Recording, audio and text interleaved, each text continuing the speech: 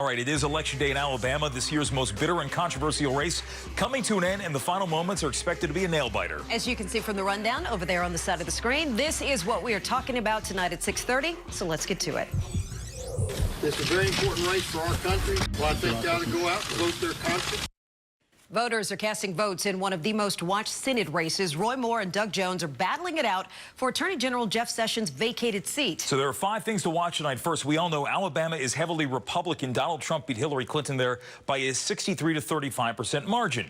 Suburban women, key part of the equation. Moore is a controversial conservative, twice removed as Chief Justice of the Alabama Supreme Court for refusing to enforce laws, the Constitution, that he felt violated his Christian beliefs. Also, the write-in votes are a big deal. If the, quote, somebody else vote reaches 5% or more Tuesday, it could be critical to the outcome of the race. Black voters, also very important. They make up about 25% of Alabama's population. Alabama's only Democrat in Congress, Representative Terry Sewell, has been pushing to get black voters to the polls to vote for Doug Jones. And evangelicals, Roy Moore's base, they have proven over the past several weeks their support for him has not wavered in the wake of those sexual misconduct allegations. All right, let's bring in our panel tonight. Niall Stanage, White House columnist with The Hill, and Cliff Young, leads pollster for Thomson Reuters. Guys, thanks so much for joining us. Great to be here. Cliff, let me start with you. I hate to ask, where do the polls stand right now? I mean, we know they can go up, they can go down. What's the situation as it stands right now? Yeah, it's always a rough one, right? A big night. But the polls have actually been all over the place. Some have shown Moore up by 10. Others have shown Jones up by 10. But if you take the average overall, we have Moore up by 2. Trending more slightly. Now, this is remarkable in and of itself because, as you were saying, Alabama is a very, very red state. Indeed, no Democrat has won at the state level in the last 30 years. The average victory for the Republican, around 25 points. So very much a nail-biter because Moore is a controversial figure. Now, we're going to hear from Doug Jones in a second, but you know, being at the White House, what's interesting about this race is Roy Moore was a guy the White House distanced themselves from. They backed Luther Strange in the primary. But you would never guess that, judging upon the full-throated endorsement President Trump has given him since. Yes, that's right. President Trump has come around particularly emphatically toward Roy Moore. Of course, one consequence of that, Jim, is that if Moore were to lose, that would be seen as a very clear rebuke to the president, particularly, as my friend there said, in such a fervently conservative state. That would be a big problem. All right, let's listen in to hear what Roy Moore had to say earlier today. We got Doug Jones now. Sorry. That's all right. We feel very confident of where we are and how this is going to turn out. But more importantly, we feel so good about what we've done and what we've said to the people of Alabama and to the people of the United States. All right, let me ask you real quick, Niall. If indeed Doug Jones wins this, what will this mean for Congress?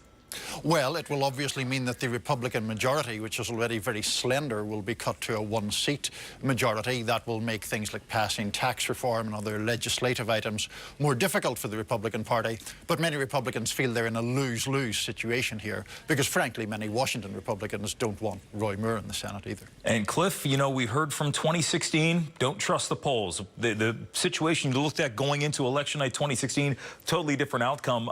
Do you think there's a concern with people who may not be forthright with pollsters down in Alabama that may muddy the results a little bit? No, I'm not as worried about that. Obviously, we should always be careful. This is a tricky election. Special elections typically are very low turnout, maybe in the range of 20–25%. Those are tricky elections to actually poll on. What I would say is the following. When we're looking at the night as it unfolds, the Democrats have a chance, Jones has a chance, if African-American turnout is high, and he's doing well in the suburban areas of the large cities like Birmingham. Now, let me ask you a little bit more about the White House's response to bringing in Roy Moore. We know that they've given him the ringing endorsement simply because they don't want Democrat Doug Jones there. Do you think, or are you hearing that if indeed Roy Moore wins, we know we've heard from some Capitol Hill Republicans who say they immediately want to get him into this ethics investigation, possibly expel him. What is the White House saying about this? The White House wasn't really getting into that specific point, but clearly this is yet another example, Sean, of a situation where Donald Trump and the quote-unquote Republican establishment are on different sides of this question. People like Mitch McConnell have been very, very skeptical of Roy Moore. Excuse me.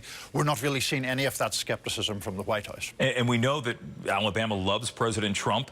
And Cliff, when people go to the polls, how much of this is motivated by Roy Moore, going and voting for Roy Moore, or voting for the Trump agenda? Yeah, that's a great question. And really this election is about fitness for office on the one hand and tribalism or partisanship on the other. Republicans are going to the polls to vote for Moore specifically, to keep that seat in the Senate, a very tribal view. They don't believe the news coming in about him. On the flip side, independents, wavering moderate Republicans, and obviously Democrats are looking at this election in terms of fitness. They believe that Jones is more fit than Moore specifically. And we'll see which side wins out, fitness versus tribalism. Hey, Cliff, as an experienced pollster, let me ask you, I know a lot of times we saw this back with the presidential election. People will get asked, even in the exit polls, but leading up to the actual election, are you going to vote for a certain candidate? And maybe they're not necessarily telling the truth to the pollsters because they're embarrassed. They don't want to say, yeah, I'm going to vote for Roy Moore. Do you think that could be a factor here? Well, there's some of that, and obviously on the margins we might have people lying or being a little bit embarrassed about who they're going to vote for. But the real problem, the real challenge of polling is getting, the turnout right. Like, who is going to show up on Election Day? That's really tricky in this specific case, especially because it's such a low turnout election. And we don't know what's going to happen with what we call differential turnout. Will Democrats show up in mass relative to the past? Are there certain sort of Republicans that are actually don't have a good choice and they want to stay home? That will really define the ultimate outcome. And yes, this is the sort of election where polling has challenges because it's such a low turnout level. All right, Cliff Young, Niall Stanage, two of our favorites. Glad to have you guys in tonight to talk about this, and I'm sure there'll be more to talk about the days and weeks to come. We'll see you soon. Okay, thank you.